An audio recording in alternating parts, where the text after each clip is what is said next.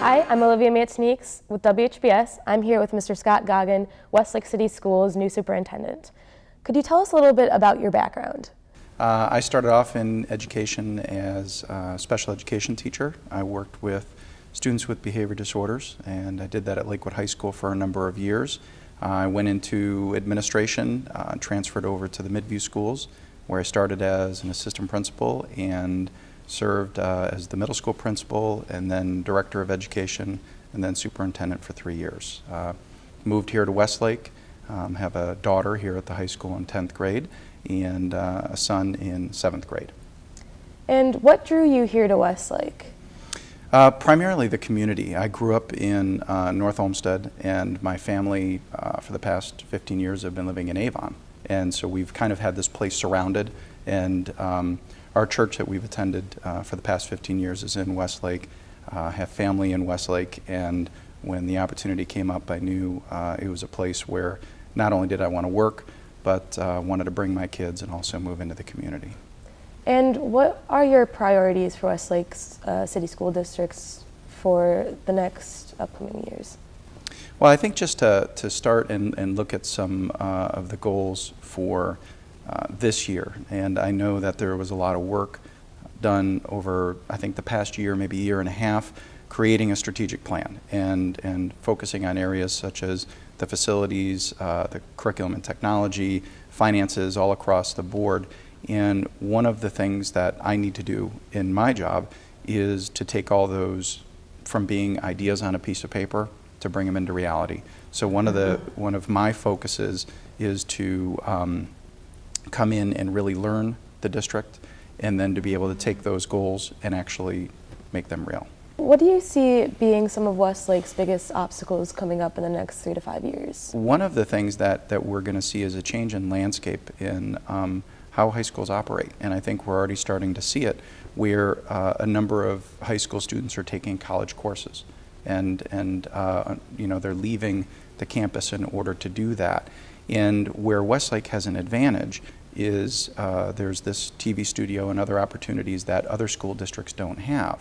So there are a lot of opportunities that are already built within this school, but it needs to expand. And it's not as simple as saying, well, let's just add all this new stuff. It's being able to add those things while allowing high school students to be high school students. We don't want to be in a rush to take people and make them college students right away, because we don't want to take away the high school experience. You know, these 4 years go by very, very quickly, and as a senior you may know that, you know, you go from 9th grade to 12th grade and it's passed very quickly, and then you go to college and then you're working for the next 40 years. Well, we don't want you to be in that much of a hurry to get to the workforce. Enjoy it. You know, challenge yourself, be able to do the things that are going to really push you forward, but also enjoy it. And could you describe a little bit the new levy coming up on the November ballot? This is what people call like a once-in-a-generation type of opportunity. Because we've paid off previous debts, 2.43 mills are coming off local taxpayers' tax register. And so what that means is that that money now is going to come off, and what we could do is put on 2.1 mills and so really keep our community's taxes right where they are. And we get to do two things. As we sit in this high school, and maybe you went through the new Lee Burnison or Dover Intermediate when it's been remodeled, but the last phase are the elementary schools. And when you go into the elementary schools like today, my concern is it is going to be really, really hot in those elementary schools. And we're taking our youngest learners and we're putting them in an environment for that's going to be very difficult for them to go in and learn. We're putting them into buildings where they turn on technology and the power goes out. You know, so you know, our upper level students, we're feeding into those upper level opportunities with opportunities on the lower level that they're not getting. So it's really something to where we have the chance to keep taxes right where they are and do two things. Finish the project. We have a new high school, we have a new middle school, we have a remodeled intermediate school. It's time to build the elementaries and complete this project. We can do that with this initiative. The second thing we can do is do what's called a permanent improvement levy. And what that does is that's money that is generated just for things that will last 5 or more years.